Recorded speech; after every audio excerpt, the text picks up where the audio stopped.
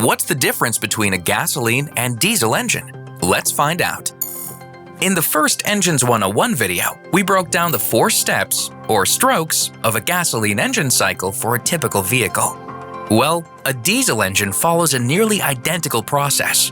Let's first recap how it works on a gasoline engine. First, the piston moves down, creating a vacuum in the cylinder chamber that pulls air in through precisely controlled intake valves.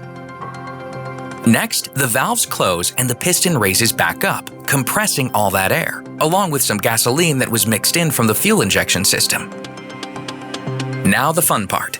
The ignition system creates a spark at the end of the spark plug, creating a controlled explosion of compressed air and fuel that sends the piston back down. Then finally, the piston moves back up, pushing that spent air-fuel mixture through the exhaust valves and out to the, you guessed it, exhaust pipes.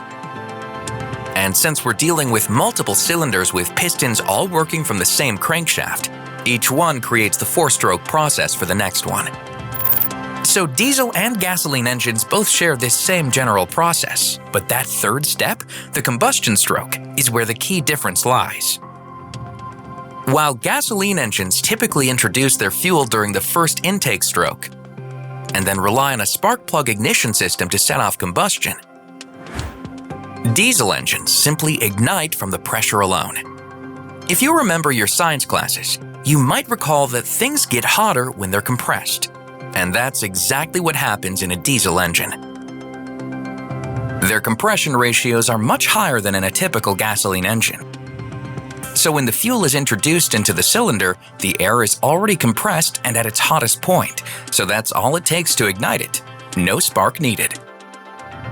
This high compression system offers 2 big benefits: great fuel efficiency and tons of torque. That extra muscle is exactly why diesel is so often found in heavy-duty applications like long-haul trucks, utility vehicles, and heavy-duty towing. So with all that engine strength, why aren't they also popular for high-performance sports cars? Part of it comes down to their design, limiting their RPM range and, as a result, their horsepower potential. But the bigger reason these engines aren't really found in sports cars is simply that they're heavy. And vehicle weight is the last thing you want when it comes to maximizing speed and agility. This added weight is due to the high compression design mentioned earlier. These diesel engines need to be built strong enough to withstand that higher internal pressure.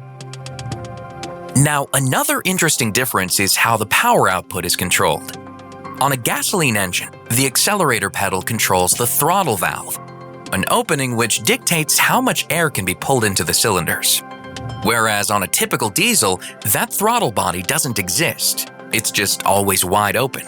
Instead, the accelerator pedal directly controls how much fuel gets injected. This works because diesel engines can operate on a much wider range of air-fuel ratios than gasoline engines. Beyond that, there isn't much difference between the two. Just like gasoline engines, diesels can also